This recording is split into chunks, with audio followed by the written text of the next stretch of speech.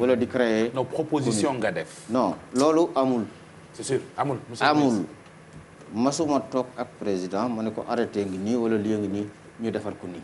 ce qu'il faut comprendre mooy ay fa am ay incohérence yu am ci Sénégal yu bare xam ngeen ni la ñu def Sangalkam def ko Jaxaaw def ko ci yeneen dëkk jaaduwul parce que wax nga ko léegi nan ngay gisee commune bu ñetti dëkk wala ñaari dëkk genn wàllu sax parce que am na genn wàllu njaxeraat boo xam ne bokkul ci commune bi ce sont des incohérences gis nga booy def dara bul xool sa bopp parce que tey man may meeru Sangalkam suba duma ko dooni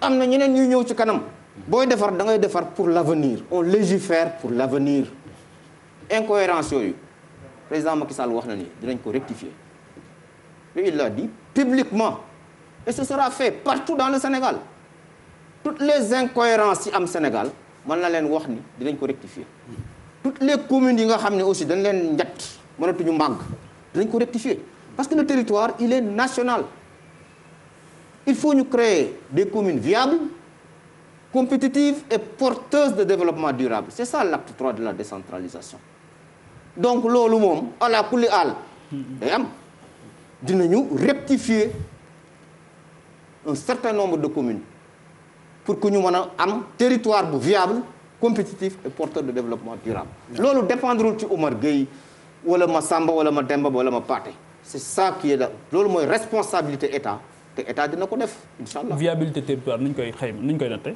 non viabilité territoire mooy déjà mu am un seuil en termes de superficie pour que boo waree def ay projet de développement nga am foo ko def mais tey jii am na commune yoo xam ne même bu ñu amoon projet bëgg ko def duñ ko def est-ce que jaadu na ci benn zone rek mu am une commune qui fait 25 kilomètres carrés nga gis une commune qui fait 700 kilomètres carrés te mu doon même territoire sénégalais non il faut rectifier certaines incohérences et Inch'Allah ce sera fait. pour mooy équitable voilà deuxième question Mamadou. deuxième question bi dañuy dem Mbao bu yàggul dara ministre des eaux dafa génn ne ndox yi nga xam ne mooy taa ci côté Kër Massar beeg ci environ boobu maanaam liy wër foofu noonu yëpp dañ ko fas yéene indi ci marigot bu Mbao waa Mbao nag génnoon ne ni ñoom waa nanguwuñu loolu ndaxte ñoom seen dëkkuwaay déjà ci côté géej gi dafa nekk lu doy waar te loolu lan la ci ministre bi xalaat ak yan solution lañ ci jël fas yéene ci dimbali waa Mbao.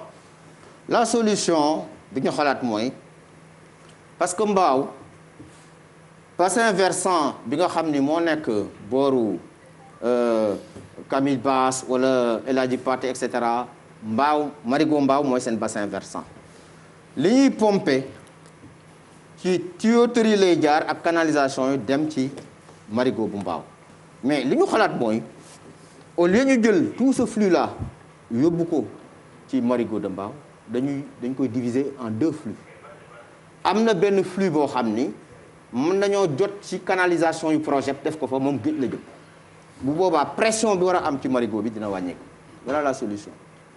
voilà Mamadou. waaw boobu am na solo waa Mbao yi xam naa ne tontu boobu dina leen amal soxla beneen bi mooy mbirum politique la ak coow li nga xamante ni mooy am toujours fële ca Tëngéej moom nee na taxawaayu APR foofu daal gis nañ ni jiixi jaaxa wala ay xulloo ci ñi nga xamante ni ñoo faree APR dañ koy seetlu foofu ca Rufisque ñoom lan lañ ci ban jéego la xalaat ni dinañ ko def ba juboo am ci politiciens yooyu nekk foofu di yëngatu ci même parti politique bokk kook moom monsieur le ministre di Oumar Gueye. ah man de gisuma fa. xuloo ak xeex ci jamono yu ñu nekk bu xuloo ak xeex amee ci jamono yu fa nekk nii nga wax ma ko déet dama lay wax rek parce que yéen non génneel ma rek gis nga jamono yu ñu toll naaw ma amu fa woon ba léegi ma nga fa amoon na fa ba léegi ma nga fa nee ma bërëb sàngam ci biir Tëngéej ña ngay tojante ay bopp. non yegguñu wala alors. yegguñu fa lan nga war a xuloo am na. mais Fanta Siro mënul ñàkk déggoo am na non ñàkk déggoo. yow mi nee nañu. dans une démocratie mënul ñàkk si kim yow génnoo ci. yow mi coordonnateur départemental bu APR. donc kon bu ko weddi. dama koy weddi. bu koy weddi ba ci suuf. parce que déet monsieur le ministre man moom bu jaaxaane ni gisuma jant bi mënoo ca dara. da nga koy bàyyi rek non bu fekkente ne nag da nga jaaxaan ni faaw nga gis. moom il est allié wala il est à l'APR. non. il est à l'APR même coordonnateur départemental. bu fekkente ni da nga jaaxaan guddi. gis weer ñun la non jant la mais doo gis jant bi. quand même. bu dee guddi la doo gis jant bi weer ngay gis. gis nga man ku ma xam ni du ma féewale ay nit ci politique man yàgg naa def politique de je sais comment faire la politique. ça xam naa ko. jàng naa ko. loolu moom dañ la koy nangu. voilà donc vous savez parfaitement comment faire. absolument donc du loo xam ni. mais sama politique man dama ko orienté ci dajale ay nit. def pousse ay nit pour def seen promotion man ñi ma àndal politique boobu ba léegi. lu ma man pour que ñoom ñu defal leen promotion def naa ko te kenn du ko weddi dans la zone kenn. promotion mooy lan. promotion mooy nga doon responsable ñu jàppale la ba nga mën a am yenn ndombo tànk yi pour mën a dellu si toppatoo sa askan. plusieurs fois donc loolu lu constant la. néew ma nag nit di nga am problème feneen ni Omar Gueye la waaw loolu tamit responsable doo ko bañ ñu ni yow la doo ko bañ. mais bu ñu ko vérifier rek nañu xam ne du yow c'est tout voilà la réalité il n'y a pas de problème majeur dans le département de Rufisque pour l'APR depuis 2012 toutes les élections ñoo koy gagné toutes les élections sans exception amul benn élection bu ñu mës a perte foofu amul dans le département de Rufisque. léegi man monsieur le ministre sànq da nga wax baat boo xam ne daf ma delloo si ci lu bari wala Ndiaye pareegul. waaw Ndiaye defe naa pare naa internet ci pare nañu. waaw xam naa benn question ci affaire littoral bi la mais je pense bien mën nañu dellu ci question Mamadou Mouhamed Ndiaye doog a jeexalee boobu. doog a jeexalee ak question boobu ci littoral bi. sànq dama ko dégg mu ne moom xam na nu ñuy defee politique bu baax. ma am benn laaj parce que sa siège u parti couleur parti socialiste la yoroon nga jógee fa peinture ko couleur parti démocratique Sénégal. jóge fa couleur Rewmi peinture ko couleur vert PS léegi couleur APR loolu xam politique la wala nga baal ma ci baat bi bu diisee li la nit ñi di waxal la mooy sa intérêt ngay topp. non quand j'étais très jeune comme beaucoup de jeunes j'ai milité sur les jeunesses socialistes j'étais très jeune en ce moment et c'était une bonne école de formation politique. Une école du parti où on apprend énormément de choses man lan moo ma dugal ci politique. c'est un accident je peux vous le dire parce que moi j'avais toujours privilégié njàng ak liggéey toujours bi ma nekkee CI Sangalkam ba may am sama bac E au lycée technique Maurice Delafosse jàng rek moo doon sama affaire ma tout le temps bi may am bourse dem défi les classes préparatoires aux grandes écoles maths sup maths spé école d'ingénieur jàng rek moom ma soon doon sama affaire même bi ma dellusee xalaatu moon def politique c'est par accident les gens de la zone m'ont dit. bi nga dellusee ban diplôme nga indi. diplôme d'ingénieur en génie électrique. Après avoir fait les classes préparatoires aux grandes écoles. maths sup maths spé c'était pas donné pendant cette période là. surtout fi ñu jógee nag nga xam ni duñ la kenn puusu la. J'ai toujours privilégié le travail. Le travail pour moi c'est sacré. Man 7h30 foo ma wooyee maa ngi sama bureau ba 20h 21h 22h tous les jours même jour conseil des ministres je vais travailler d'abord avant d'aller au conseil des ministres demain c'est mercredi conseil des ministres 7h30 je travaille jusqu'à 8h45 pour dem conseil des ministres. moo tax duñ la téyewaat lu yàgg minuit jot. donc non c'est pas un problème ça ñun mën nañu liggéey jusqu'à 3h du matin c'est pas un problème. super donc pour wax la ni li ma dugal ci politique mooy à l'époque on m'avait dit on a très peu de cadres dans la zone il faut mu dugal sa loxo ci politique pour ñu mën a am ay développement. effectivement ci loolu politique de développement boobu laa nekk. politique de développement boobu ma nekk nag moo tax bi ma gisee parce que bu fekkoonte ni rek pouvoir laay wut. jamono bi ma nekkee réew mi ak li ñu ma def yëpp ma fàq dem mais fan la ñu rey nit c'est Sangalkam kan la ñu yóbbu 2 fois délégation spéciale c'est Sangalkam si ma politique était mauvaise foofu duñ ma fal chaque fois ma samp sama ndënd ci n'importe quel type d'élection pour gagner ko. mais waa réew mi c'est pas nañu la parce que le ministre ba fii foofu la jógee. d'accord mais man gis nga bi may def politique du woon pour nekk ministre j'ai mon métier ci côté moom ak keneen ki sant Diouf. bi may def politique c'était pas pour être ministre xam nga la finalité de la politique du ay poste yu ñu lay jox parce que poste bi day jeex ëllëg du ma nekk ci ministre est-ce que bu boobaa day fekk du ma jàppale waa Sangalkam damay continuer di leen jàppale bi ma yóbbu ay lampe Sangalkam boobu nekkuma unité ma ci benn parti ci sama liggéey laa def yóbbu ay éclairage public à Sangalkam donc du loolu mooy finalité bi gis nga ministre fonction c'est une fonction éminente pour être à la disposition de son pays et accompagner le programme du président Macky Sall loolu dynamique boobu laa nekk. en fait mais sa transhumance bi moo ñu xaw a jaaxal. non xam nga yow da nga di exemple bu rëy ci réew mi. lu bari nga koy def. lu bari di ci roy mais man li ma comprendre mooy. jóge parti socialiste dem PDS jóge PDS ànd ak Idrissa Seck dem réew mi jóge réew mi dem vers PS jóge vers PS dem APR. la transhumance mooy c'est quelqu'un qui cherche le pouvoir. nit comme li am na xaaral ma daw fa pouvoir ba am. ñun bu ñuy jàppale président Macky Sall boobu président Macky Sall gagné-gul. mais amoon ngeen ci yaakaar ci mu gagné. c'est au deuxième tour lañ ko jàppale. mais bu leen investir ci waaw. liggéey ci taxaw ci pour mu gagner Sénégal. c'est dommage programme am yéen li ngeen di wax ñu ngi koy dégg mais peut-être dégguñu ministre bi. je demande au technicien peut-être de régler le micro masque bi moom ñu ngi koy wax depuis sànq mais sañu ma woon ni ko monsieur le ministre. ah non man du ma dindi masque. voilà donc c'est ça am moom je mets mon masque. heureusement ba laajuma la ko. pour nga dindi ko parce que comprendre naa loolu itam.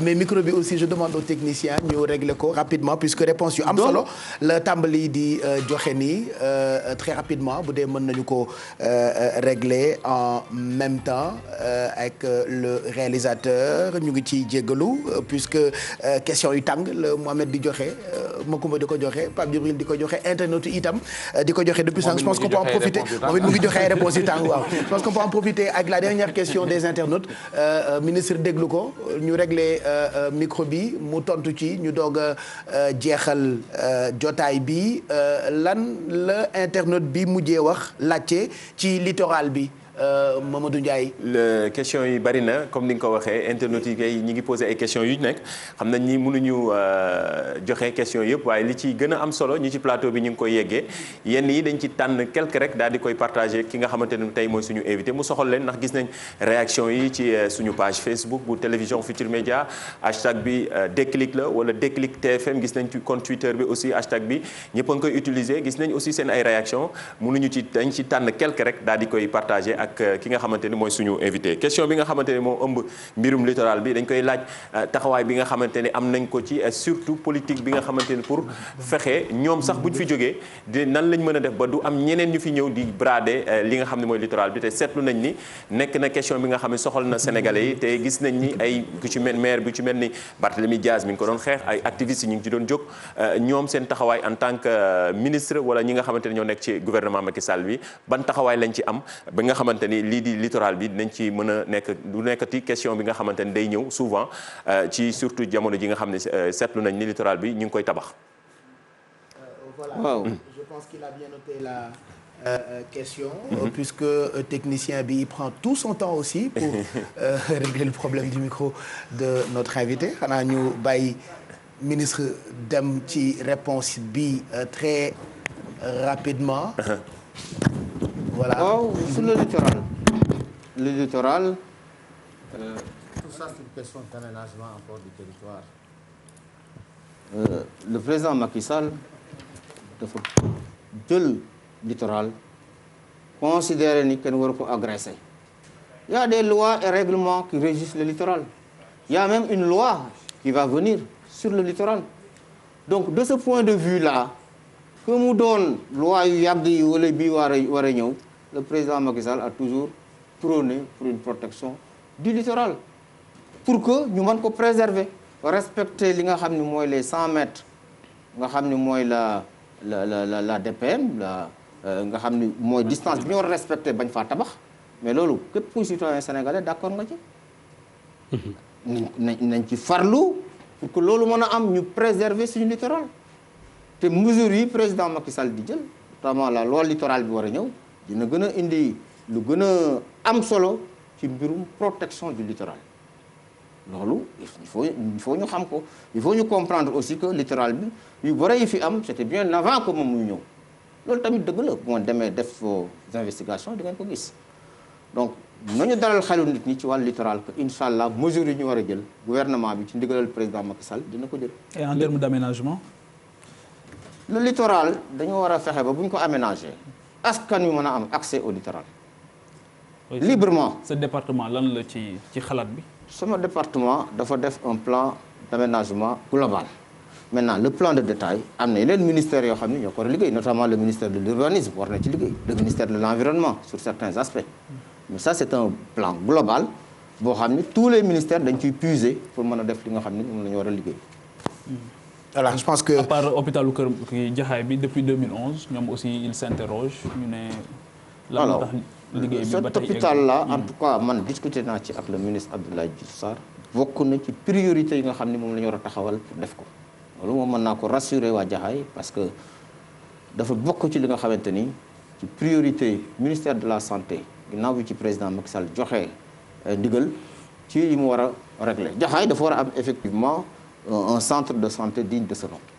Ça c'est une vérité. voilà monsieur le ministre ñu ngi lay gërëm bu baax yan kàddu ngay tëjee jotaay bi. waaw xanaa gërëm leen sant leen rek ci émission bi ak waxtaan bi ni ngeen ko déroulé. massaw bu baax ñi nga xam ne ñoo nekk ci guddi yi ci mbënn mi di partager aussi li nga xam ne mooy naqar bi am ci ñi juróom-benn nit ñi génn àdduna ci wàllu mbënn mi. ñu di ñaaxaat nit ñi rek ni bu ñu fàttali ñu ngi ci Covid 19. maanaam mbas mi demagul mi ngi fi. mesure barrières yi nañ koy continuer di def looloo tax ba ma takk sama masque ñuy raxasu. bàyyi daje yi nga xam ni amul jariñ gën a góorgóorlu xeex li nga xam ni mooy Covid 19 bi bàyyi ci xel bu baax a baax a baax. mu ngoog ñu ngi lay gërëm bu baax monsieur Omar Gueye ministre des collectivités territoriales du développement et de l'aménagement du territoire ñu ngi lay gërëm yow itam Macoumba rendez-vous ci rajo bi xam naa ca kanam. incha allah ci kanam tuuti monsieur le ministre ñu ngi koy gërëm bu baax a baax gërëm gars yi ci waxtaan wi. bëggoon nañ mu gën a yaatu ñu gën a laal ci question politique yi yu bëree bëri wàllu opposition beeg diggam ak Idrissa Seck. ak troisième mandat beeg ñoom seen mais yooyu yëpp xam naa dañ koy leb ba beneen yoon. di la gërëm Pape bu baax a baax di gërëm ñi ñu doon seetaan di leen jégalu bu fekkee wax nañ loo xam ne jàpp nañ ni heurté nañ leen. di leen dig daje incha allah ci beneen émission. voilà ca kanam rédaction bu télévision Futur Média boo di 6h30 dinañu dellu si xam naa dinañu développer ba ngeen comprendre la xew actuellement ci dëkk bu ñu naan Côte d'Ivoire n'est-ce pas Pape Djibril puisque tout le monde parle de ce qui se passe actuellement là-bas. actuellement ñëpp a ngi koy waxtaanee di leen ñaanal xanaa suñu borom def fa sutura. parce que c'est toujours délicat. tournure bi nga xamante ni moom la jël. encore une fois sunu conseil constitutionnel yi ñoom li yàlla xam doy na. donc jamono bu nekk déjà pourquoi le poste fait autant courir la ñuy wax parce que 44 candidatures moo amoon donc à l'arrivée je pense que 4 lañ validé donc ñuy ñaan sunu borom rek mu def fa jàmm et que ñu trouver toute l'intelligence nécessaire amiin ba nga xamante ni dinañ ci mën a dimbali nit ñi ba gis nga déjà am na ñoo xamante ni jot nañu ñàkk seen bakkan malheureusement Afrique toujours boo élection amee foog daal ay nit dee c'est incroyable donc di leen ñaanal bu baax kontaan trop ci jotaay bi di wax ne débat bi rek wane waat na encore une fois l'immensité du chantier bi ñu am ci wàllu décentralisation gis nga pratiquement boo jëlee liñ ci waxtaane ci Dakar moo ëpp fuuf encore une fois donc alors que l'intérieur du pays dañu am besoin bu mag a mag a mag ndax ku sañoon lépp loo soxla fa nga soxla rek fa nga koy fekk mais jógee Ziguinchor ak ni mu toll ak Casamance ñëw faju si fii Médina Yoro Foulah on peut en parler boo Kolda c'est extraordinaire. C'est le PNADT. voilà donc foofu tamit boo xoolee li ñu fa am ci difficulté ci wàllu infrastructure ak yooyu bari na te c'est un peu partout donc encore une fois au-delà des chiffres au-delà des milliards yi nga xam dañ koy avancer dañuy ñaan rek képp koo xamante ni yaa ngi ciy liggéey ñu jox la ndomba tànk wala ñu déléguer le pouvoir nga fexe ba askan bi gis ci seen bopp parce que loolu moo am solo.